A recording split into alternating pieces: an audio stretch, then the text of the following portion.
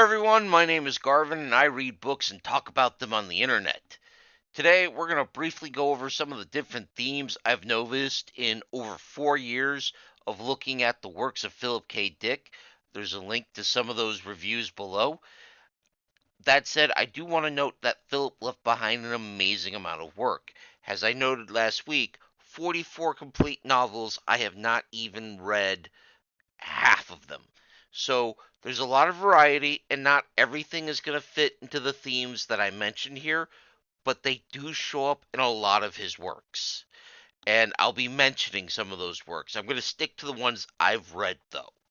So without further ado, let's get started. First off, a big one is identity. This shows up in Do Androids Dream of Electric Sheep, which was the basis for Blade Runner. It shows up in Second Variety, which inspired the movie Screamers. Total Recall, which is based on Can We Remember It For You Wholesale, and Through a Scanner Darkly, also play with this idea of identity. What makes you you? In most of the story I mentioned, Philip looks at the idea that it's our memories and what happens if your memories are unreliable or have been altered. Characters are led to question their memories or, ask if they can depend on anything that they believe is the foundation of their identity. This shows up in some of his earliest works down to the very end of his career. And I think throughout his entire time, the question of identity is something he's constantly wrestling with. Wrestling with identity also leads you to bigger questions. And a good part of Philip's stories also question what makes a human being. In Do Androids Dream of Electric Sheep, he asks if it's our ability to feel empathy, not just to each other, but to people outside of our in group or even other species. And he contrasts this with the replicants who aren't really able to empathize with humans or feel empathy towards other creatures that aren't human. This is shown when a replicant just basically dissects a living spider just out of curiosity. Meanwhile, over in Second Variety, he questions if our empathy is even a good thing. Has empathy is what is used against the human character by the robotic enemy, and questions if it's our ability to turn on each other and create in groups and out groups that is really the core of humanity. The interesting thing here is he doesn't really ever achieve an answer in any of the works I've read. In a lot of his stories, the question is kind of left hanging. Maybe because Philip was hoping the readers would be able to provide him an answer. I'm not sure on that. Another common theme is a deep but passive concern about authority. Many of his stories have a government that is incredibly present in the lives of everyday citizens. In Minority Report, it's casually mentioned that you need a permit to not have a permanent address. A Scanner Darkly has a police force that massively intrudes into people's private lives through an omnipresent surveillance state, and yet is still losing the war on drugs. Do Androids Dream of Electric Sheep has the state employing people with the remit to go anywhere and do nearly anything while hunting for what are basically runaway slaves. Adjustment Team presents an authority so powerful it can rewrite reality itself. The thing is, this is rarely written as something that the protagonist is going to fight against, at least in his earlier works. It's just part of the world. And a lot of his protagonists are either part of the system or passively accept it. Uh, Minority Report is one of those stories where the protagonist is part of this overbearing authority system and is willing to uphold it at great personal cost. Philip was also fascinated by altered states of consciousness and reality, influenced by his drug use and by the vivid visions and audio experiences he had. This comes across most powerfully in A Scanner Darkly to me, but it also shows up in Adjustment Team, which was the basis for the film Adjustment Bureau, just in case anyone's wondering. In Adjustment Team, the main character finds out that his world can be changed at the drop of a hat by powers beyond his ability to comprehend.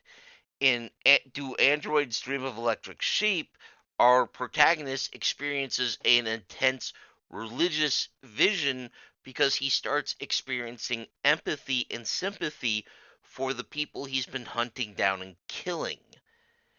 There's also, in my view, a rather nightmarish device in Do Androids Dream of Electric Sheep that can alter your emotional state with the push of a button, and everyone uses it as if it was a damn television. It's terrifying. Back to Scanners, our protagonist completely loses his grip on reality due to his overuse of drugs. The most fascinating theme for me personally that runs through these stories is this consistent idea that there is this deeper or secret reality that is behind or upholding ours. It's a higher reality, and by touching it or by coming to grips with it, you can achieve in a more enlightened state of being in some of these stories. And this is not a theme restricted to Philip K. Dick, but it is one the most prevalent use of it in science fiction I've seen. I admit I find this interesting, but this is a common view even in modern times, and I don't just mean for the religious or mystically inclined among us either. When you run into someone who's screaming about the deep state, or the truth is out there, or offers you hidden knowledge that the man does not want you to know, you're looking at someone who believes in a hidden reality, or at least is pushing the idea of one. Now, that doesn't mean they're right in their beliefs or that you should even take them seriously, but the idea that there's an unseen reality overruling or even supporting ours is something from the dawn of human history that persists to this very day and shows up in an incredible amount of Phillips' writing.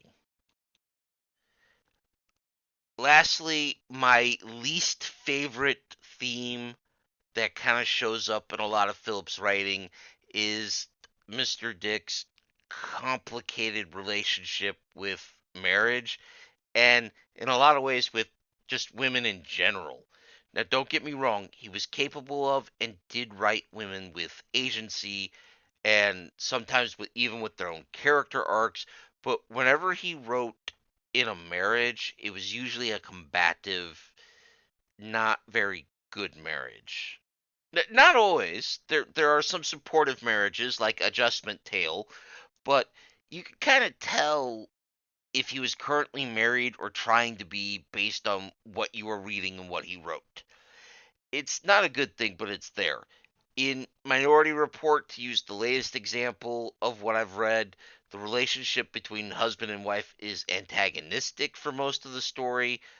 Uh, Do Androids Dream of Electric Sheep just flat out opens with a huge fight between husband and wife. A Scanner Darkly has our protagonist chasing a girl who is a young brunette while thinking about how unhappy he was in his last marriage. And it's sort of like, weren't you in therapy for this stuff, Mr. Dick? Maybe you should go back. There are other themes that show up in works I haven't read yet, and someday I will cover them when I get to them. Until then, let me just say I hope you enjoyed this video, or at the very least found it informative and thought-provoking. If you did, please leave a like or a comment, or even subscribe to the channel, as that really helps me in my struggle against the Dread Lord algorithm. Terror be on his name. I'm covering Philip K. Dick because it was voted for by my ever-wise patrons, who you can join at the link below for as little as $1 a month. Speaking of patrons, special thank you to Big Steve, who remains my biggest supporter. Steve, I do appreciate everything you do, man. Next week, we're going to discuss Minority Report directly, so I hope to see you there. Until then, take care of yourselves, each other, and of course, keep reading.